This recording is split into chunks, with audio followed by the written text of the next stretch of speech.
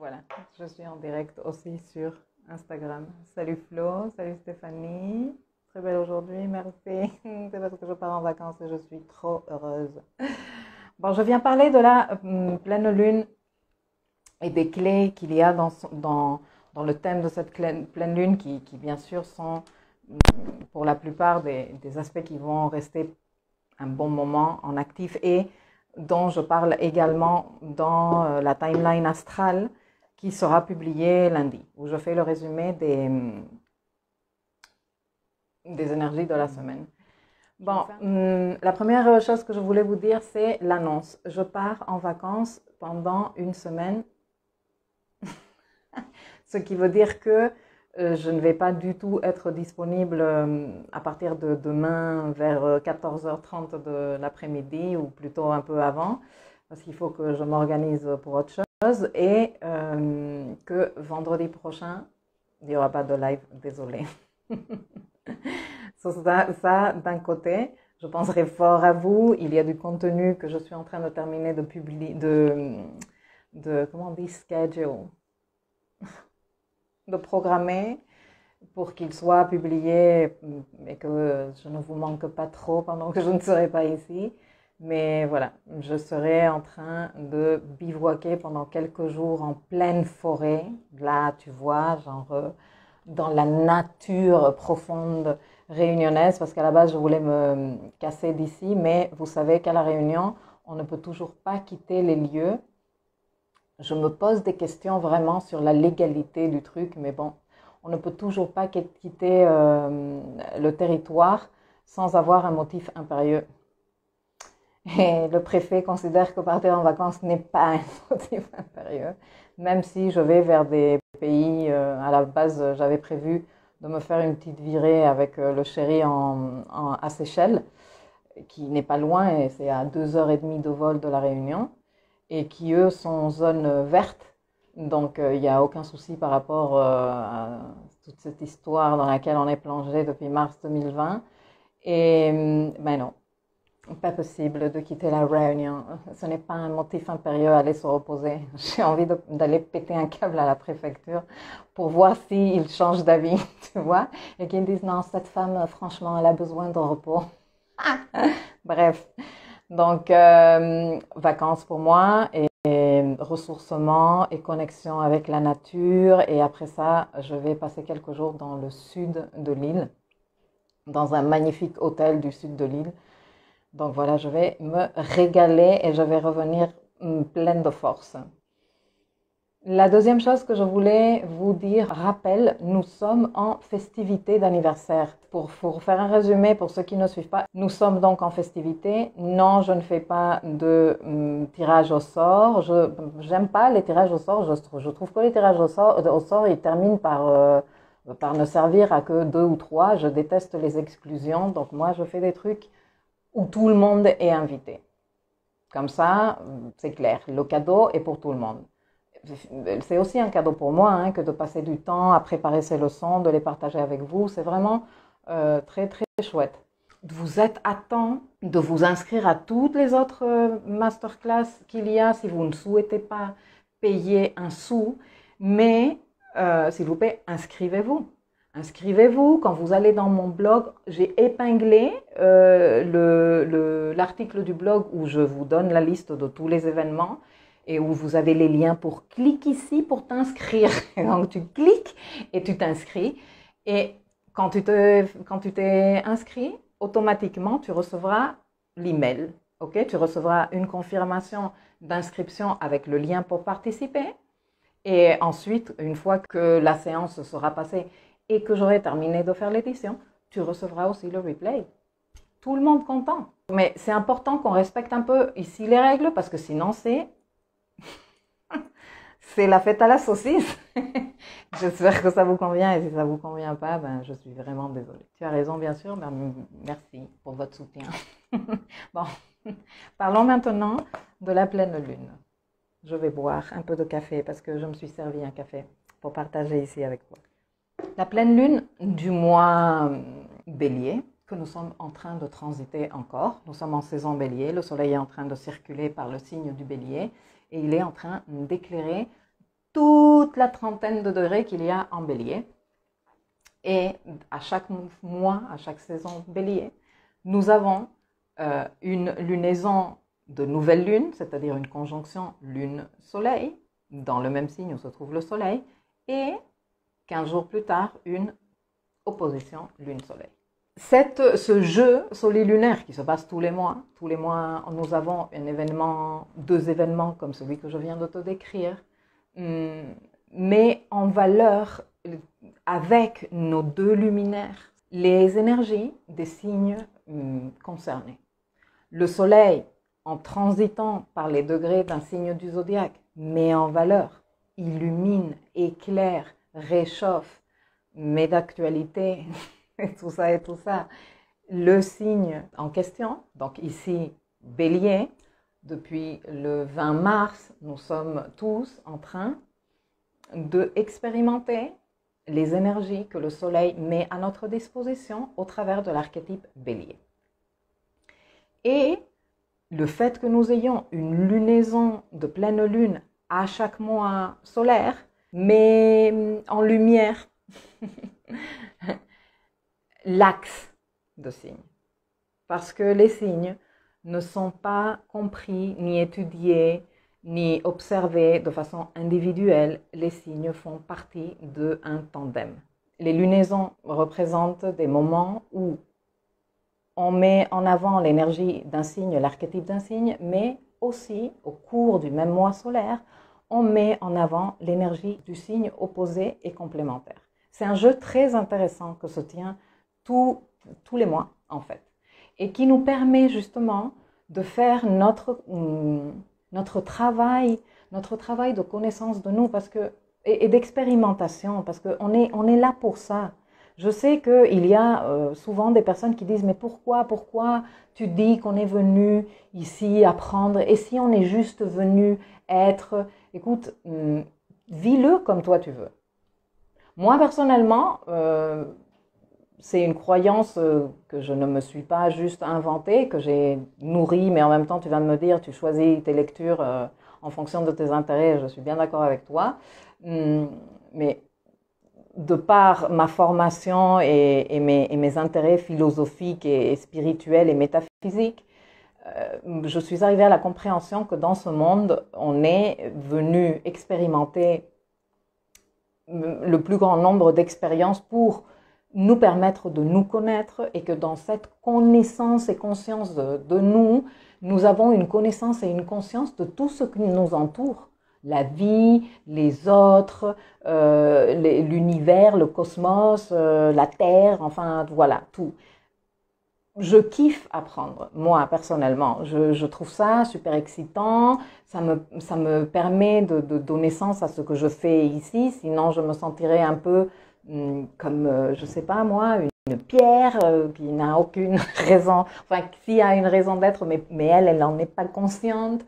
Moi, j'aime mon cerveau, j'aime mon mental, j'aime mes neurones et mes capacités intellectuelles et j'aime les utiliser pour donner sens à ce que je vis. Après, toi, tu considères que non, que tu es juste là pour être. Bon, ben, c'est aussi une perspective de la vie. En tout cas, moi, de ma perspective, je pense que ce jeu qui se tient entre la Lune et le Soleil tous les mois nous permet de faire ces explorations, d'avoir ces expériences. Et dans les expériences que nous avons, comprendre un peu plus de qui nous sommes et de comment nous nous relions à nous-mêmes, à ce qui nous entoure, à la vie, au monde entier, à l'univers, à l'existence. L'axe Bélier-Balance est un axe super intéressant que moi, j'aime beaucoup. Enfin, moi, j'aime tous les axes. Mais c'est un axe super intéressant parce que Bélier représente l'énergie du soi, l'archétype du soi, l'archétype de voici l'individu que je suis. Et Balance représente l'autre avec lequel on crée comme un équilibre d'existence parce qu'on n'est pas dans ce monde tout seul. On se connaît à travers l'autre et on s'explore à travers notre relation à l'autre. L'autre a toujours ce rôle de nous permettre, de nous renvoyer vers qui nous sommes et comment nous réagissons. Quand tu es en train de passer un moment super agréable avec une autre personne, il y a des choses de toi que tu es en train de découvrir aussi, qui te font kiffer, qui te permettent aussi de te connaître mieux.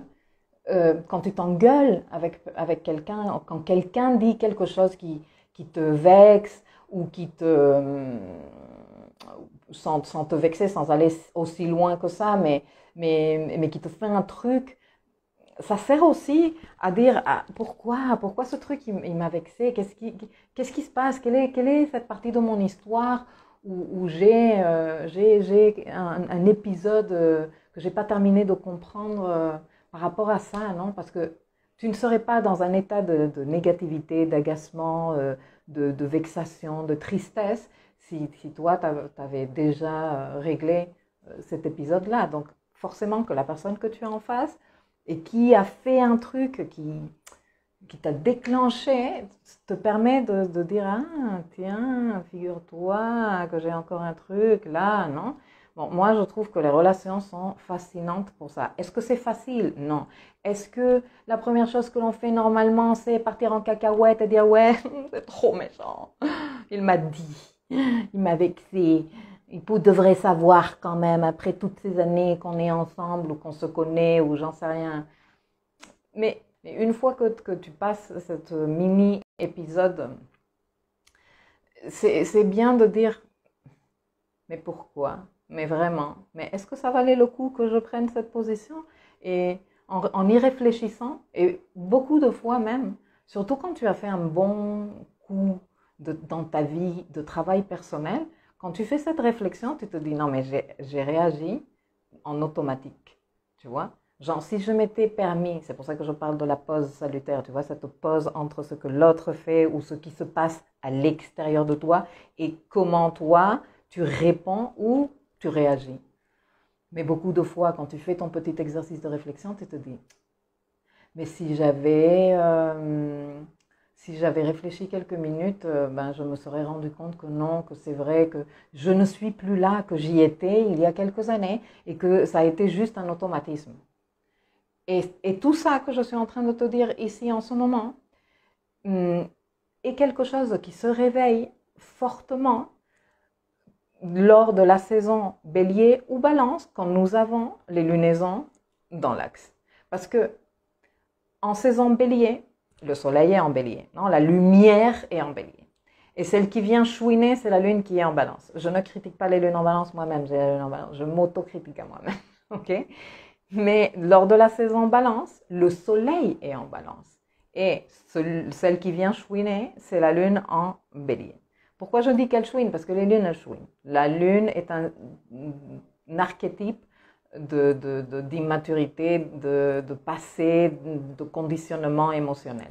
Et ça, à un moment donné, il faut maintenant normaliser que on a trop longtemps développé un culte pour l'enfant intérieur et oh mon Dieu, qu'est-ce qu'il est beau l'enfant et la jeunesse éternelle et oh non mais mon enfant intérieur qui veut toujours jouer et je voudrais revenir à mon enfant intérieur et en fait moi ça me donne un peu de réaction allergique ça parce que je dis mais pourquoi on veut être enfant? On veut pas être enfant, on veut être adulte, on veut être adulte, on veut grandir, on veut faire des trucs beaucoup plus chouettes que juste être des enfants. Et la lune représente ça, l'enfant lunaire, qui est petit, qui est immature et que nous ne pouvons pas laisser complètement envahir nos vies. Ces événements lunaires qui se tiennent dans l'axe Balance-Bélier sont justement des événements qui nous permettent de jouer avec la lumière qui est d'un côté, dans un signe, et la lumière, le soleil, réchauffe, met de la conscience, met de la présence, nous permet de voir avec clarté, et nous permet aussi d'exprimer notre personnalité, etc., etc. Donc, à chaque fois que le soleil est en train de transiter un signe, les valeurs de ce signe, quelque part, sont illuminées, sont éclairées, sont mises d'actualité pour que nous, on les reprenne, tu vois. Ça faisait 1 an que le soleil ne passait pas par Bélier. Il est en train de repasser par Bélier. Donc, comment on exprime, nous, les valeurs Bélier? Comment on est courageux, déterminé? Comment on se motive? Comment on met de la niaque pour faire des trucs? Tu vois? Comment on passe à l'action, comment on démarre les trucs. Voilà, tout ça, c'est de l'énergie bélier. Comment on s'affirme aussi, c'est de l'énergie bélier. Parce que l'énergie bélier est le premier signe du zodiaque. Pendant que le soleil est dans ce signe-là, la lune, elle vient et elle se place en balance. Et la lune, elle est toujours dans le « oui, mais nous, on a besoin de ça » parce que c'est le côté affectif, c'est le monde émotionnel, la lune aussi. Donc, c'est comme une négociation. Parce que déjà le soleil en bélier, il est fort, il est exalté, il est dans un signe d'exaltation. Regarde, le soleil représente le moi, le soleil représente l'identité, la personnalité magique, ça c'est le soleil. Et il est dans le signe de l'affirmation de soi. À part son signe, il n'y a pas meilleur signe du zodiaque pour le soleil, tu vois. Genre, ouais, mais ici je m'affirme, ici je rayonne de mille feux. Et la lune vient mettre un équilibre. La lune vient dire, oui, mais tu dis tout le temps moi, et jamais nous, mais et nous, tu vois. Et quand la lune elle est en balance et que la lune se fait pleine en balance aussi, toutes les situations qui sont en rapport avec notre lien avec un autre et comment on tisse des relations se met d'actualité. En plus, cette pleine lune se tient au carré pratiquement exact, oui, à 2 degrés près de Pluton. C'est-à-dire que nous avons l'opposition Lune-Soleil et Pluton. Ils font une figure de T carré que je t'ai déjà expliqué à plusieurs reprises. C'est une figure tendue parce que nous avons les 3 éléments qui sont impliqués en tension. C'est comme s'ils étaient là et genre le soleil en train de s'affirmer en bélier et ouais, je fais comme je veux et que c'est comme ça que je suis et je m'accepte et moi, ce qui est, je ne suis pas en train de le critiquer, hein, ça fait partie de notre processus d'individuation. Et la lune en face, comment ça, moi, et nous, et notre relation, et gnac, donc elle est en train de la superviser. Et l'autre, il est relou, l'autre, bon, ok, on va arriver à une négociation, parce que c'est ça une opposition. Une opposition, c'est comment on va arriver à négocier. Est-ce qu'on peut faire un compromis et ni être dans l'excès d'individualisme bélier, ni être dans la codépendance de la balance et trouver un espace aussi bien pour le moi que pour le nous et que tout le monde soit content. Mais à cette négociation qui se tient, Pluton qui dit, excusez-moi, mais ici en Capricorne, on est en train de faire une démolition de certaines structures. Je ne vais pas te raconter le dossier Capricorne. Et cela met de la pression. Ça met de la pression dans le rapport. Enfin, franchement, je ne veux pas entrer ni dans des discussions politiques, d'analyse et tout, mais pour moi, ça fait tellement sens avec ce qui se vit à un niveau international, tu vois. Le oui, mais non, mais moi je fais mon truc. Ouais, mais et nous, et tu ne nous considères pas. Est-ce que tu es en train de considérer l'autre? Et la démolition des structures traditionnelles de pouvoir sociétal dans lesquelles nous nous trouvons. À tout ça se rajoute le fait que Saturne est aussi en aspect au Soleil et à la Lune. Il est en trigone à la Lune et il est en sextile au Soleil. Donc, d'un côté, nous avons là la tension entre le Soleil et la Lune et qu'ils sont en train d'essayer de négocier. Est-ce qu'il y a moyen que dans notre rapport et dans notre quotidien, on trouve suffisamment de place pour le moi et pour le nous, pour que chaque moi puisse s'occuper de soi et faire ce qui lui fait du bien et sentir qu'il est respecté et qu'il a la place, et le nous, qu'on puisse s'occuper du nous, qu'on puisse le faire grandir aussi, parce que ça nous fait du bien, le nous, ça nous fait du bien. Comme il y a Pluton dans la combine, la discussion ou la négociation qui se tient se plutonise. Ça veut dire quoi, se plutoniser? Eh bien, ça veut dire qu'elle devient intense. Elle devient intense et comme c'est un truc relationnel, ce n'est pas nécessairement super agréable. Alors, il y a des personnes qui canalise l'intensité plutonienne à travers les rapports sexuels. Et c'est une très créative façon de le faire. Et limite, j'ai envie de te dire que c'est mieux ça que de s'engueuler et de se déchirer et de se dire des méchancetés ou même tomber dans des luttes de pouvoir. Mais il y a des personnes qui restent beaucoup trop identifiées avec un des éléments. Et normalement, de tous les éléments que je t'ai cités, celui qui gagne à chaque fois, c'est la Lune.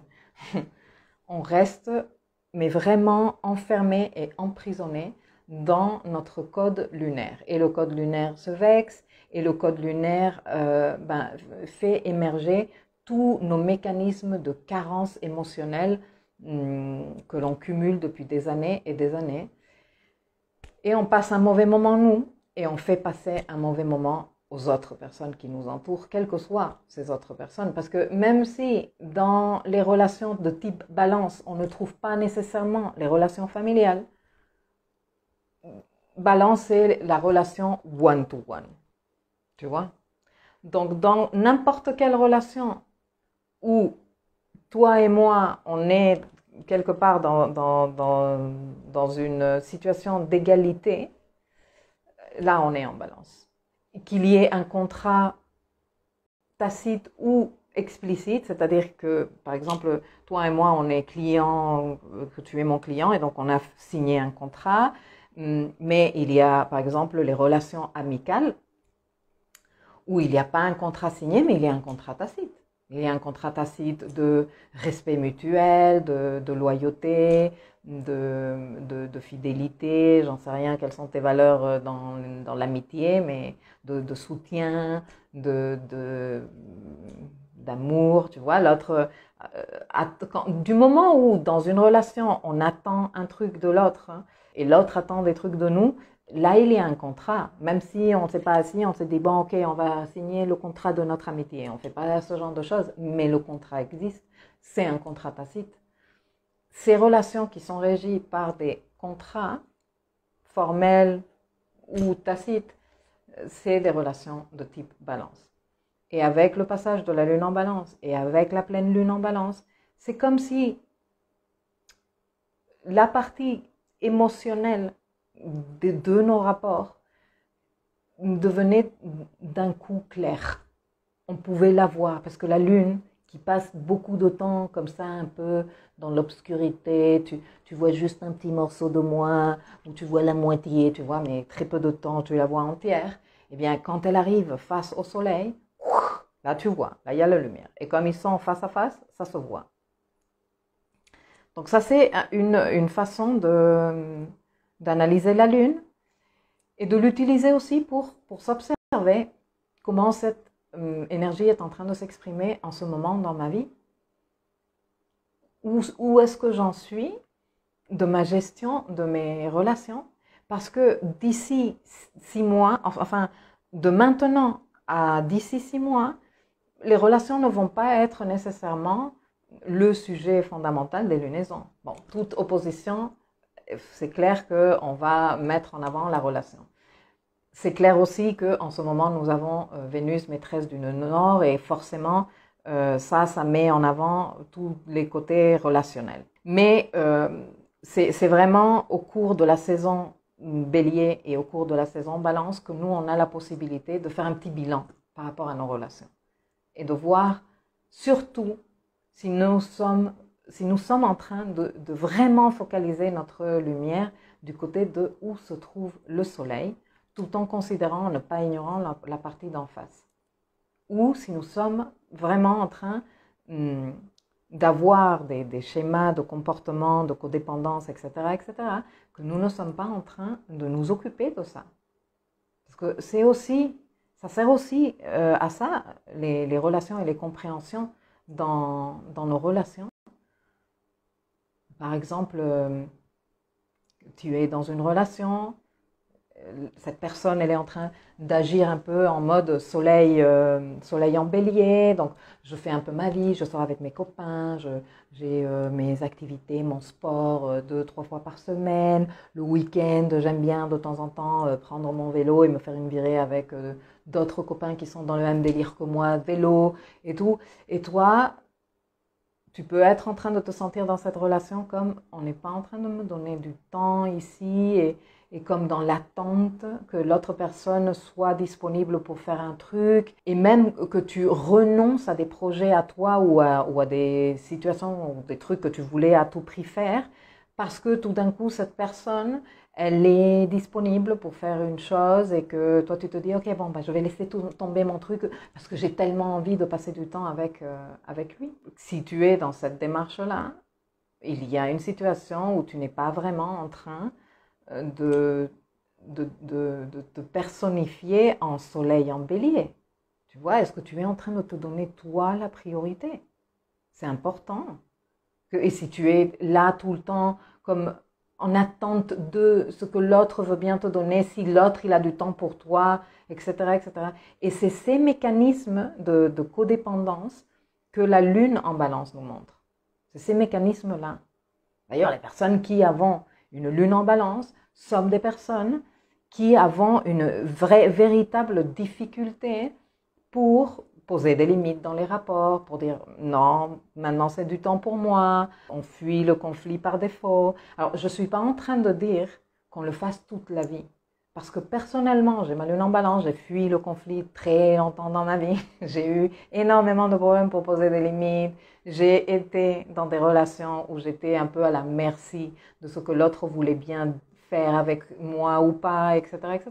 Mais on apprend. J'ai toujours ma lune en balance, ça n'a pas changé. Mais on apprend à gérer cette lune en balance. Alors, je sais que vous n'êtes pas tous concernés ici par la lune en balance, mais si vous êtes concerné par une situation où vous êtes en train de vous rendre compte que dans une relation à qui que ce soit, vous avez du mal à poser des limites, que vous êtes comme dans l'attente de ce que l'autre va faire, de l'autre va décider pour vous, pouvoir comme si vous étiez en train de jouer. Tu vois, où est-ce qu'il va mettre son jeton ou elle va mettre son jeton pour que moi je puisse décider de comment je joue mes propres jetons.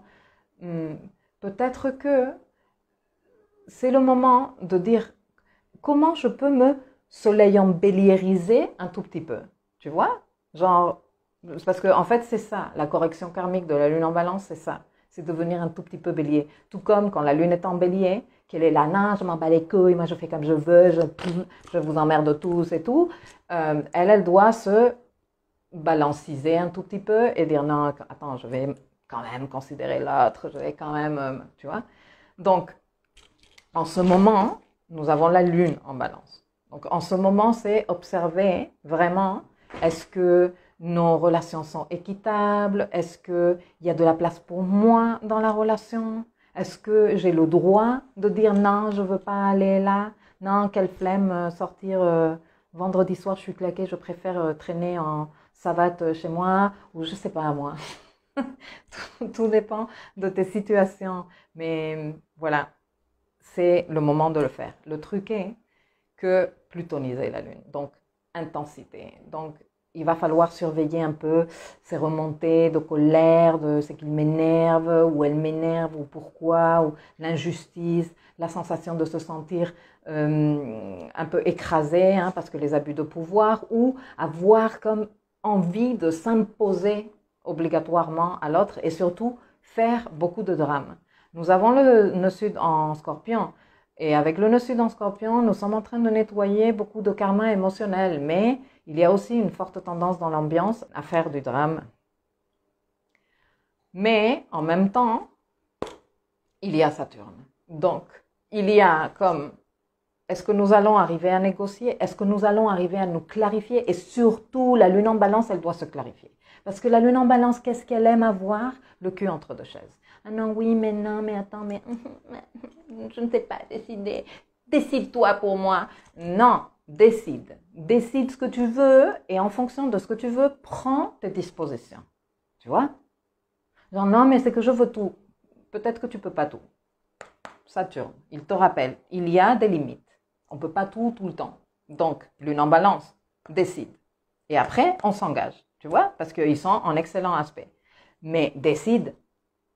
Décide. Ne continue pas à faire traîner la situation comme non, mais attends, je vais voir, peut-être l'autre, il va se définir, les choses, elles viendront comme elles devront venir, parce que certainement ça ne va pas te rendre heureux, ni content, ni satisfait. Voilà, je vais faire un tour de vos questions si vous avez ou de vos commentaires. Nous avons énormément de choses à apprendre, dit Stéphanie. Je garde tout le temps en tête que l'autre est un maître en puissance, présent pour nous éclairer quand il est nécessaire. Exactement. Trouver un équilibre sans s'oublier. Exactement. Et ça, c'est super important. De toute pleine lune dans l'axe bélier-balance, mais surtout quand la lune, elle est en balance. Parce que la lune en bélier, t'inquiète, elle ne s'oublie pas. Hein. Elle sait très bien comment s'occuper d'elle. Et d'ailleurs, elle a tendance à oublier, à oublier l'autre. Deux choses qui sont super importantes dans cette nouvelle lune, dans cette pleine lune. Alors, un truc que je voulais vous dire par rapport au suivi du cycle lunaire. Charlie, merci, j'arrive maintenant et j'avais besoin d'entendre ce rappel. Super.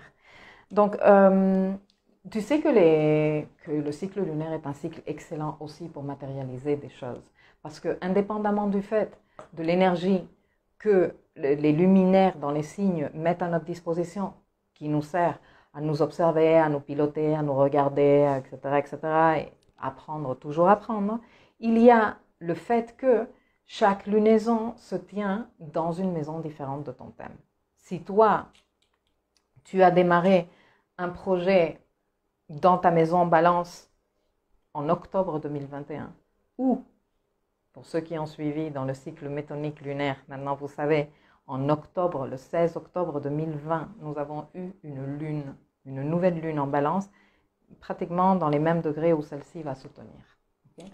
Donc nous sommes en train d'arriver là, à un moment de clarté. C'est comme un moment d'aboutissement. Si à la nouvelle lune, le truc il est en train de démarrer et on ne sait pas très bien comment ça va se développer, non? Parce que c'est comme mon bougainvillier. Toi, tu plantes des graines et tu ne sais pas si ton bougainvillier il va être rose, il va être blanc, il va être orange ou quoi. Non? Voilà, bah c'est un peu ça. C'est un peu ça. Tu sèmes les graines avec la meilleure de tes intentions, tu t'attaques, tu t'organises. Bon, j'ai expliqué tout ça dans la leçon sur le cycle lunaire et toutes les leçons qu'il y a sur le cycle lunaire. Et lorsque arrive la pleine lune, tu commences à voir des résultats de ce travail que tu as fait avec ton projet de lune. Donc, où se trouvent les 26 degrés de la balance dans ton thème? Où se trouvent-ils? À quelle maison correspondent-ils? Qu'est-ce qui est en train de se matérialiser là-dedans? Qui peut-être aurait besoin de toi que tu apprennes à poser des limites et que tu prennes des décisions. Parce que peut-être que tu es en train de traîner pour prendre une décision et que tu ne vois pas des évolutions parce que Saturne est en train de dire toi si tu décides, on y va. Mais décide. Et comme la lune en balance, décider c'est vraiment pas son super pouvoir, c'est pas décider, hein, je te le dis. Eh bien, peut-être que tu veux te poser cette question. Est-ce que j'ai des affaires dans la maison balance de ma roue où je ne suis pas en train de voir que les choses avancent? Pourquoi? Parce que je suis le cul entre deux chaises. Et en fait, j'attends des résultats, mais j'aime pas les résultats que j'ai. En plus, Pluton au carré, oh, comment ça m'énerve, comment ça me rend folle ou fou, mais pourquoi j'arrive pas à matérialiser ici? Et en fait, c'est que toi, tu es en train de jouer avec une ambivalence, avec une difficulté pour trancher. Ça, c'est un truc aussi à considérer de cette pleine lune. Les planètes dominantes au cours de cette lunaison, les planètes importantes sont Vénus et Mars. Pourquoi? Parce que le Soleil se trouve dans le signe de Mars et Vénus, c'est la maîtresse du signe où se trouve Balance. Tous les deux commencent à se séparer de leur longuissime conjonction, mais tous les deux se trouvent en Poisson. Ça va être comme le dernier message que je veux vous donner. Regardez. Vénus en Poisson, elle est exaltée. Vénus kiffe être en Poisson. Pourquoi? Parce que tout ce qu'il y a en Poisson lui fait énormément de bien à Vénus. Tout est doux, tout est brumeux, tout est vaporeux, les arcs-en-ciel, les licornes, les paillettes, les rêves. Qu'est-ce qu'on est bien chez Jupiter et Neptune? on est trop bien, tu vois. Donc elle est, mais super, parfaitement exaltée. Et d'ailleurs, je vous en parle dans la timeline astrale de la semaine. On démarre la saison taureau, qui est la saison de Vénus aussi, parce que Vénus est la maîtresse, avec cette Vénus exaltée et de super jolis aspects dans le ciel, ce qui indique que, à mon avis, on va avoir une agréable saison taureau.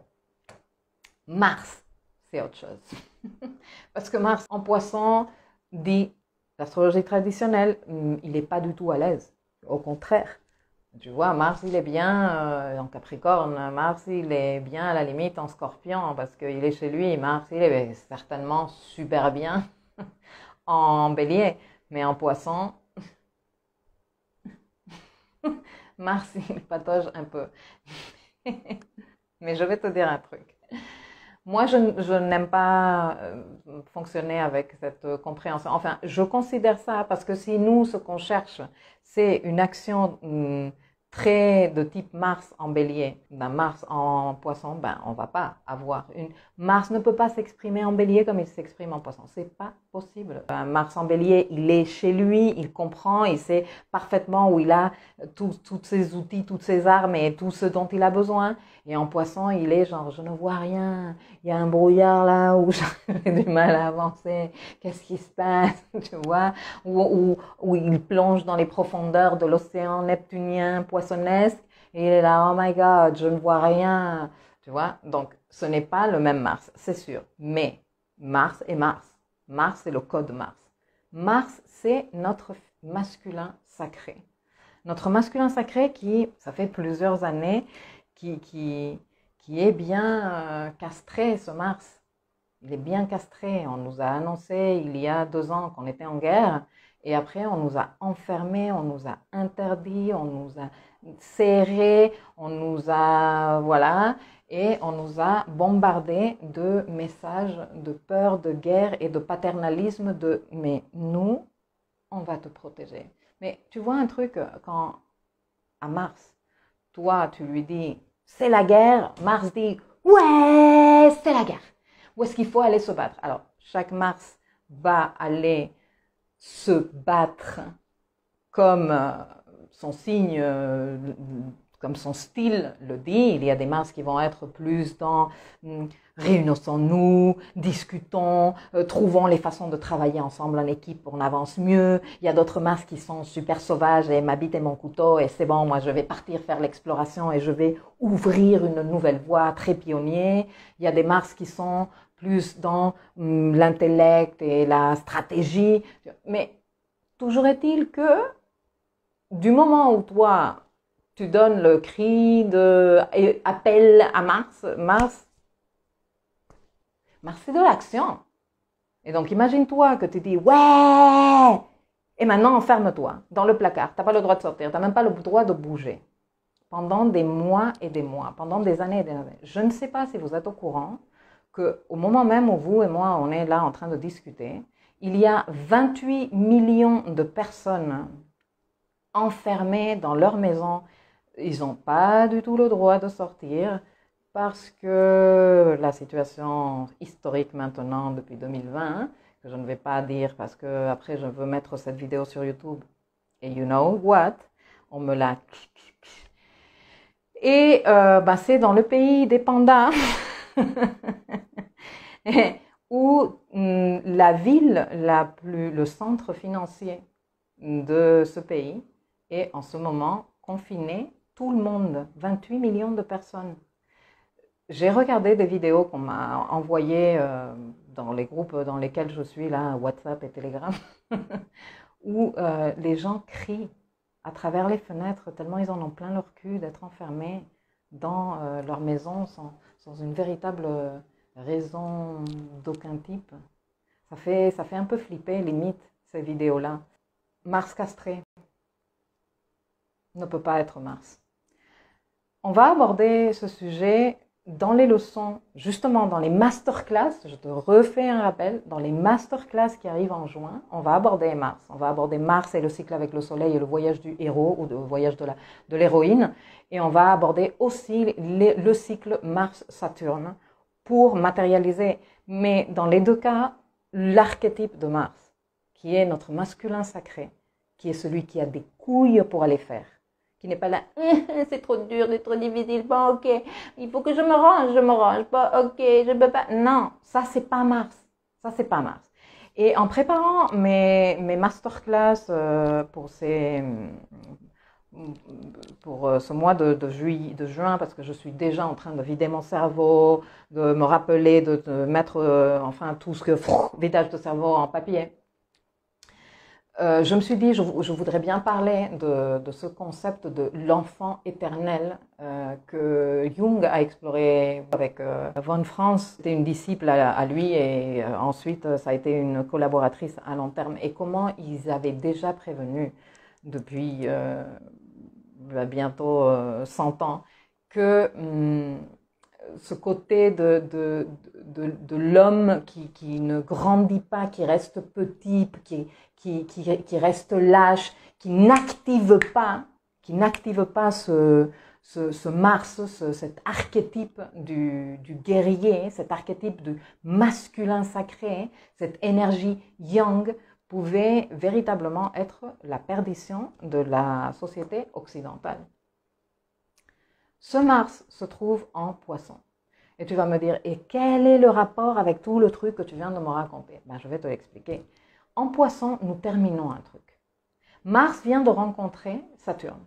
La dernière fois que Mars a rencontré Saturne, c'était en mars 2020. Ok, on nous a eu peut-être, non? On nous a éveillé les masses et après on nous a coupé les couillonnettes de Mars et on a enfermé dans le placard. Et on est restés tous un peu comme ça, mou. Ça fait du mal à l'estime de soi, Mars, quand il est castré. Quand il est eunuque, Mars, il ne fonctionne pas.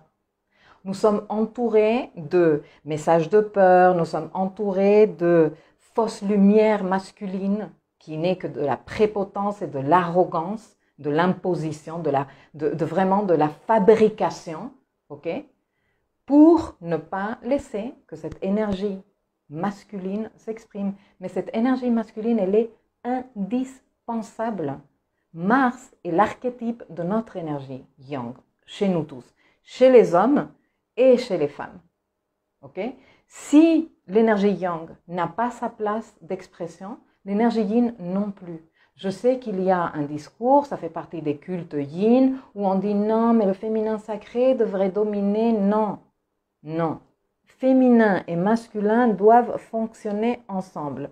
Si on est à la ramasse complet dans l'expression de notre masculin sacré, on est à la ramasse complet dans l'expression de notre divine féminine. Du coup, on est à la ramasse complet tout court. Tu vois ce que je veux te dire? Donc moi, je suis ici pour te dire qu'avec ce Mars en Poisson, il y a la possibilité de se plonger, d'identifier les raisons pour lesquelles tu as encore du mal à activer ton énergie Mars et à terminer ça. Parce qu'en Poisson, on termine les trucs. Donc Mars, il est en train de terminer un cycle en Poisson. Il est en même temps en train de démarrer un nouveau cycle de matérialisation avec Saturne. Donc c'est idéal que nous ayons quelques semaines de Mars en Poisson pour dire comment et comment je vais activer cette énergie en moi pour que ça commence à recirculer, pour honorer ce masculin sacré qui existe en moi, qui existe en nous tous. Super important. Parce qu'ensuite, Mars, il va re-entrer chez lui et là, il va faire une conjonction à Jupiter. S'il te plaît, s'il te plaît. La dernière fois que Mars est passé en Bélier, il y a 2 ans, il a rétrogradé, il était 1000 fois au carré de Pluton, c'était l'horreur. Voilà, et ça explique un peu tout ce que je viens de te donner comme élément par rapport à Mars, par rapport aux manipulations, par rapport à la castration de notre guerrier intérieur. Je ne suis pas en train de dire que tu prennes la fourche et que tu sortes et que tu coupes des têtes à gauche et à droite. Je suis juste en train de te dire que tu actives, que tu fasses le nécessaire pendant que Mars, il est en train de parcourir Poisson pour activer cette énergie, cet archétype du masculin sacré. Voilà. Donc bon, les filles et les garçons, je pense que j'ai fait le tour. Chin, toi aussi café? Aurélia, oui, on chouine les lunes en balance. Grave, on chouine et on est collante, on est là. Mon chéri, tu me fais un câlin. Bon, on peut dépasser ça aussi. Et alors avec Pluton à côté, ça a des airs du fin de monde parfois. Bah oui, parce que la lune plutonisée... Mais si Pluton en Capricorne fait un sextile au soleil natal, ça détend le truc, non? Ben, ça détend le truc. Tout dépend de ce que toi tu veux activer en toi et de comment tu veux l'utiliser. Bien sûr que oui, mais il ne faut pas se leurrer. Pluton, c'est Pluton. Pluton sextile, Pluton carré, Pluton trigone, Pluton triple saut mortel. Pluton, c'est Pluton. C'est intense. Enfin voilà, c'est un code de ombre, de conditionnement émotionnel, profond, karma émotionnel. Donc même en sextile, après, tu peux utiliser ce sextile avec ton soleil et faire un truc super puissant. Ça aussi, tu peux le faire. Mais ça ne va pas, c'est pas juste un truc acquis. Parce que juste il y a un sextile. Ça, c'est une façon un peu enfantine de comprendre l'astrologie. Et je pense que là, on arrive à un point où c'est bien qu'on évolue, les filles et les garçons, non? Anne, lunaison plutonienne, puissance 10 chez moi, avec la lune conjointe Pluton natale au carré de Pluton, ah là là, et soleil en 8. Je suis allée voir les lunaisons précédentes en lien avec le cycle métonique, tellement incroyable cette méthode pour s'observer. Bon, et en ce moment, Anne, tu es en train de l'utiliser juste pour t'observer. Mais quand tu maîtriseras la méthode, pour planifier, anticiper et créer des pilotages de projets à venir, comment te dire, mais bon, après, il faut la maîtriser d'abord, hein, ça c'est sûr. Rafi, Bélier, Balance intercepté en 9. Ces lunaisons sont merveilleuses aussi pour faire le travail d'observation et mettre en lumière n'importe quel axe de signe intercepté. 26 degrés Balance, pile poil sur mon Pluton natal en maison 8. Tu es en train de vivre toi aussi en ce moment, comme de l'autre côté, ton carré à Pluton natal. J'ai déjà fait des leçons sur le carré de Pluton à Pluton natal et tu les trouves sur ma chaîne YouTube, sur mon blog. Christine, merci de remettre les pendules à l'heure. Bonjour de Belgique, avec grand plaisir, bonjour. Annick, je te souhaite de merveilleuses vacances, merci beaucoup. Ah oui, c'est horrible ce qui se passe, des jeunes se suicident, ils n'en peuvent plus. Moi, je me pose juste une question. Devant un tel display d'autoritarisme injustifié, t'imagines si 28 millions de personnes décidaient là, dans la seconde qui suit, de dire non, je sors. C'est pas, non, je reste plus comme ça. Genre, qu'est-ce qu'ils peuvent faire? Qu'est-ce qui peut se passer? Bon, ladies and gentlemen, merci beaucoup de m'avoir accompagné. Bon week-end et on se voit dans 2 semaines pour le coup. On se verra dans 2 semaines. Ciao, ciao.